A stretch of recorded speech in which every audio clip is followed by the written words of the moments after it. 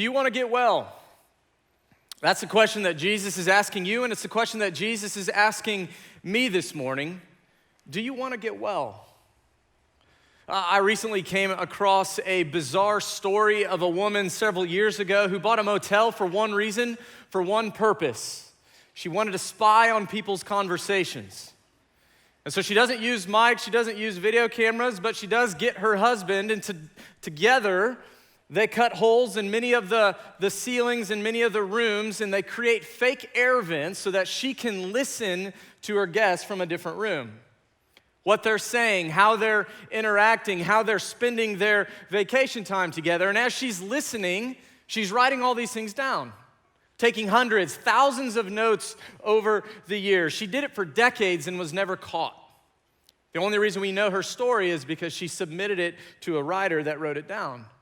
Creepy, right? I mean, clearly that woman is disturbed in many ways, probably. And I'm not generally into that kind of thing, but what kept me so interested in her story was the surprising observation that she makes time and time again.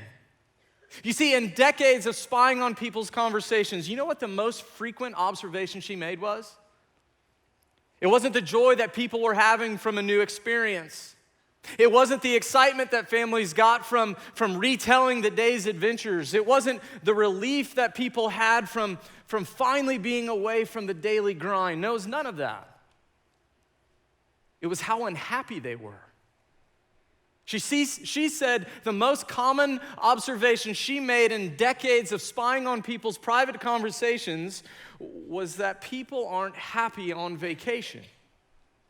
She expected to catch people in some of their best moments, their happiest times. She assumed people were getting everything that they wanted. They're on vacation, away from their jobs, free from expectations, free from the pressure and stresses of life. She says they're getting everything they want, but that's not what they really want. Instead of finding people happy and carefree, she found them relatively miserable. People fighting about money, people fighting about what to do, where to go, what to eat, how to get there. People weren't happy. They were grumpy and lonely. Families were disinterested in each other. Couples were distracted and sad. See, what we think we want isn't what we really want. You know, I just came back from vacation myself a few weeks ago. Maybe you too are coming back from vacation this week. Maybe you're headed somewhere later this summer. Maybe you're watching this right now from vacation, and if that's the case, you might want to check your air vents to make sure no one's listening. Even if we don't want to admit it, isn't it kind of true that we go on vacations because we want something? We want freedom from our jobs. We want freedom from stress. We want freedom to explore a new place or a new city. We want freedom to try new foods, do new things. We want the freedom to relax. And of course, none of that's bad. All those things are good. But then you go on vacation, and if you're like me at all, you still get into arguments with your spouse. Your kids still misbehave. You find out that your family has all sorts of expectations for how you're going to spend your time together. You wanted a vacation to have fun and be able to relax, but it's not nearly as fun and relaxing as you wanted it to be. I mentioned we just got back from vacation. My wife and I, we took our kiddos down to the beach, their first time. We wanted that vacation. We were excited. We couldn't wait to get there. But then we got there, and if I'm being completely honest, some days getting out of the door in the morning was stressful enough. Add on top of that, different routines, different nap schedules, different meals, trying to keep track of 3 little kids who can't swim, run into the ocean all day, every day. So much for just staying in the sand. See, by the end of the day, my wife and I, we get home and we were exhausted on vacation. Maybe you can relate. Sometimes we get home and we want a vacation after our vacation just to catch up. See, what we think we want isn't what we really want. But then what do we really want? What do you and I really want? That's the answer we're going to get from our passage this morning. In it, we see Jesus ask a man, and ask a man a question, and like all of Jesus' questions, it's not because Jesus doesn't know the answer. No, Jesus asks a man a question because he wants him to hear his response. We'll pick up the story in John chapter 5, verse 1. Sometime later, Jesus went up to Jerusalem for one of the Jewish festivals. Now there is in Jerusalem, near the sheep gate, a pool, which in Aramaic is called Bethesda, which is surrounded by 5 covered colonnades. Here a great number of disabled people used to lie, the blind, the lame, the paralyzed.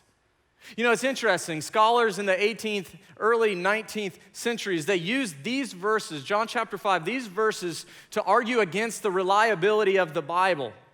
They said these verses are proof. They prove that the Bible can't be trusted historically, that the Bible isn't reliable, that you and I shouldn't take the Bible seriously. Why? Well, because they pointed out that this pool that John mentions in chapter 5 doesn't exist. There's no historical evidence to prove that it's real. And if there's no pool, then obviously John is making this story up and we can't trust it. Which of course is true, but then archaeologists found the pool. This is a picture my wife took in Israel a few years ago. It's difficult to see what you're looking at here, but basically right in the center at the very bottom is part of the southern pool of Bethesda. Over time, parts of the pool have been destroyed. Things were built on top of it. It's why it took archaeologists so long to find it. It's buried well beneath the ground. Now, why am I telling you this? I'm pointing this out because I want us to see that John is talking about a real place with real people. He's talking about a real moment in time. This isn't a legend. It's not a myth. It's history. And small details like naming a pool near a temple gate in a city, Jerusalem, that scholars have found that you and I can go and see with our eyes, it helps give us confidence that we can trust John's witness as reliable. And John's witness tells us that in his day, around this particular pool, are people with all sorts of disabilities. Verse 5. One who is there had been an invalid for 38 years. 38 years. John remembers that detail. 38 years. That's longer than most people lived in the ancient world. What do you think that man wanted? 38 years. What do you think he wanted? Put yourselves in his shoes for a second. Imagine what life must have been like for him. How physically grueling his life was. How emotionally exhausting it must have been. The frustration of not being able to do things for himself. The futility at times of life. For 38 years, this guy's been laying there beside a pool, wanting, hoping to be cured. See, for some of you this morning, I know that you don't have to imagine. You don't have to imagine what his experience is like because that's your experience to a certain extent. You know how difficult it is to get ready in the morning. You know the frustration, maybe even the shame that comes from asking someone to do something for yourself that you used to be able to do. You know what it's like to want. You know what it's like to hope to be healed. Healed from an illness, healed from an addiction, healed from the pain of losing someone you love, healed physically, healed emotionally, healed relationally. You know what his pain is like. Jesus sees that. Jesus sees you. Verse 6. When Jesus saw him lying there and learned that he'd been in this condition for a long time, he asked him, "Do you want to get well?" It seems like a dumb question, doesn't it? I don't know if I can say that, but do you want to get well? He's been lying there for 38 years, paralyzed. Of course he wants to get well. Of course he does. But notice Jesus' encounter with this man. It's different from other healing type stories that we read in the Gospels. Often when we see people want something, they go to him. When people want something from Jesus, they're the ones that go to Jesus. And so we read about men busting through a roof to get their paralyzed friend in front of Jesus so he can heal him. We read about a mother pleading with Jesus to heal her sick daughter. We read about an official who seeks Jesus out, finds him, and when he finally gets to him, he begs him to save his dying son. A woman risked public shame. She risked public embarrassment just so that Jesus could finally make her well. What does this guy in our story do? Nothing. He doesn't do anything. He doesn't come to Jesus. In fact, a later verse tells us he didn't even know who Jesus was. And so John is painting this picture of this man who can't fix himself. He hasn't gotten his life straightened out. He doesn't ask Jesus to heal him. He doesn't reach out to Jesus whatsoever, and yet Jesus reaches out to him. Do you want to get well? Maybe you're here this morning and you aren't really looking for Jesus. You don't think you want Jesus. Jesus wants you. Jesus wants you, and he knows what you really want. And he's been asking you that question too. Do you want to get well? You're not sure that it's been him that's been asking it, but it's been in the back of your mind, and now here you are coming to church. What? You don't go to church, but here you are. Or maybe you're here this morning, and you really do want Jesus. You really do. But for far too long, you've told yourself that you need to clean yourself up for Jesus. You need to get your life straightened out before you come to him. You're too messy. You're too complicated. You're too broken. Got to make yourself well first. You've been trying and trying and trying, but it's been how many years now, and you're still lying beside a pool, spiritually paralyzed. Jesus is asking you, do you want to get well? Verse 7, "Sir," the invalid replied, "I have no one to help me into the pool when the water stirred. While I'm trying to get in, someone else goes down ahead of me." Okay, so Jesus asks this guy, "Do you want help?" And the guy says, "Yeah, I want help, Jesus. Could you help me into the pool?" What's he talking about? In Jesus' day, there was a myth about this particular pool. Apparently, at times, something would disturb the water. The water was stirred. Some people said that it was an angel that was stirring it. Whatever it was, whenever the water was stirred, the myth claimed that healing powers would come to the water. And that whenever healing powers came to the water, the first person into the water would be cured from whatever disease they had. And so we're starting to get a clearer picture. It makes sense why so many people are laying around this pool in John's day. The blind, the lame, the paralyzed. They want to get healed. They want a cure for their problem. But it was a cultural myth, of course. The promise that what you really want is this thing. Get this and you'll be happy. Get this and you'll be well.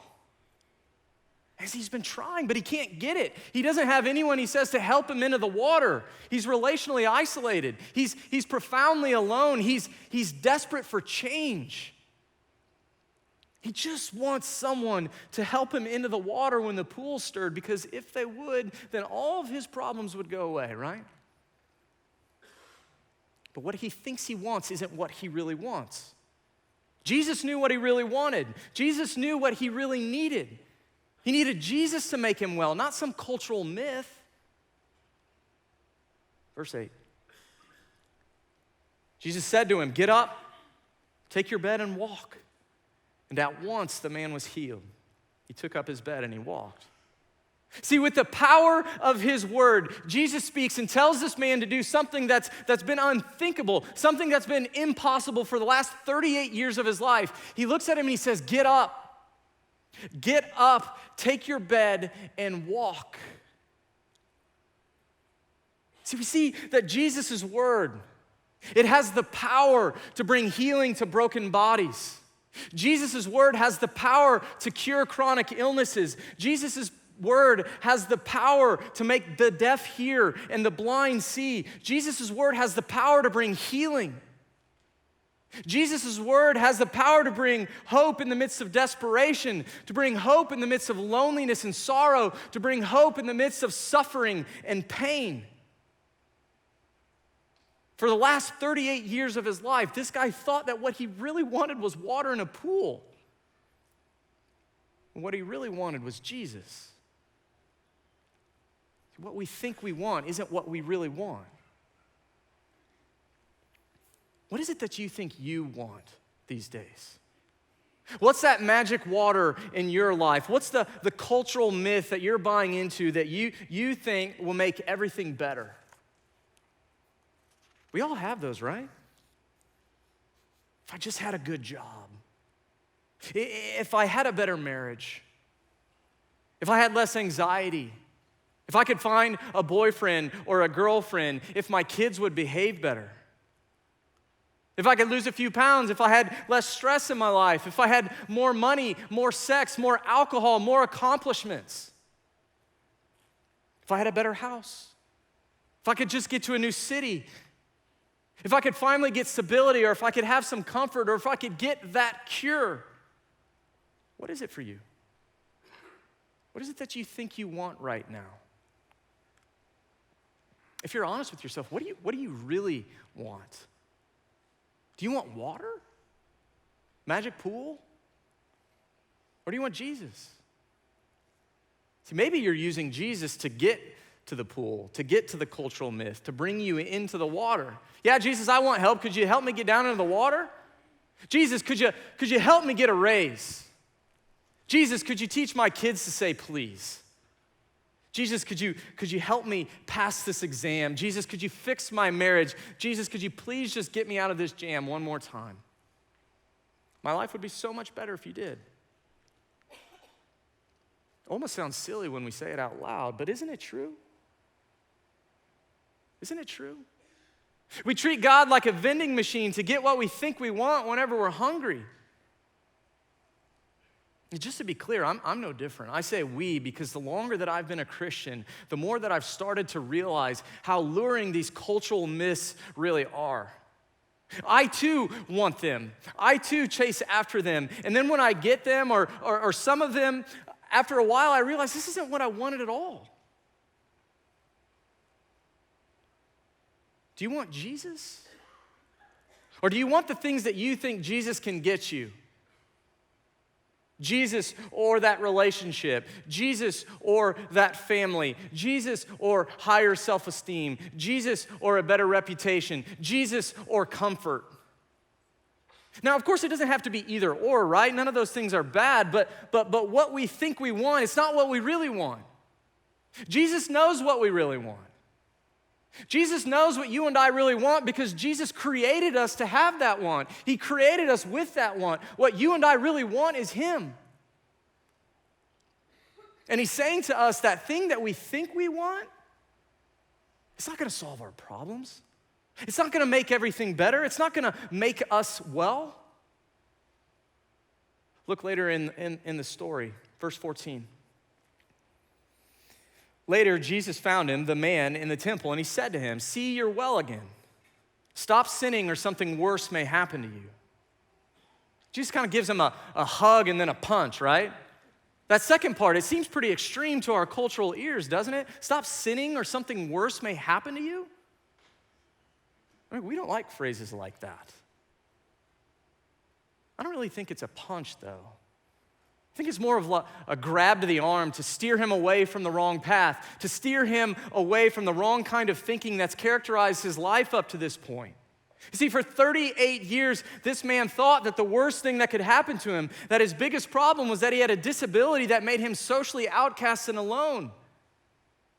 And Jesus sees that problem and He heals him, but He isn't done making him well yet.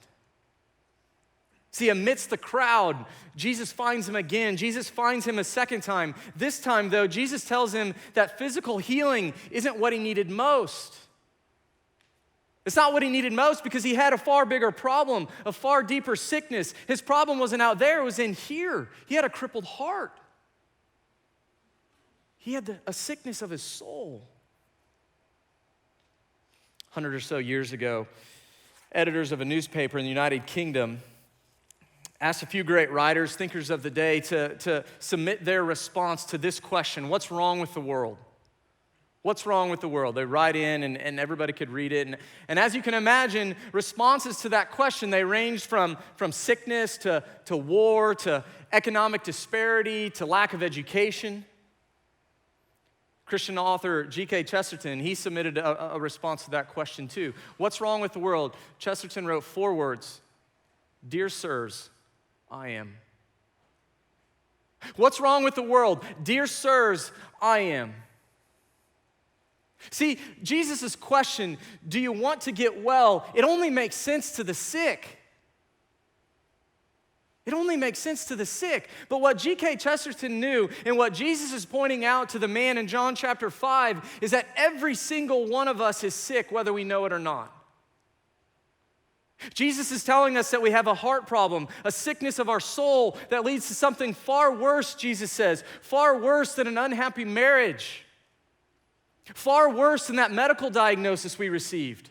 Far worse than the betrayal of a friend, far worse than the loss of a job, far worse than those bills that are stacking up on the counter, far worse than loneliness, far worse than our sleepless nights of anxiety. Now, of course, those are real problems. They're significant problems in our lives. I'm not trying to deny that.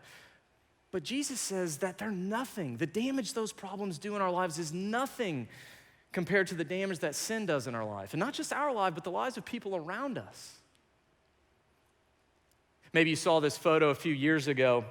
It was taken of a relatively busy intersection in a city in Japan, and everything appeared normal. The intersection functioned as it was supposed to until the day that the asphalt caved in and cars disappeared into that hole. People said this sinkhole, that it came out of nowhere, but actually they were wrong.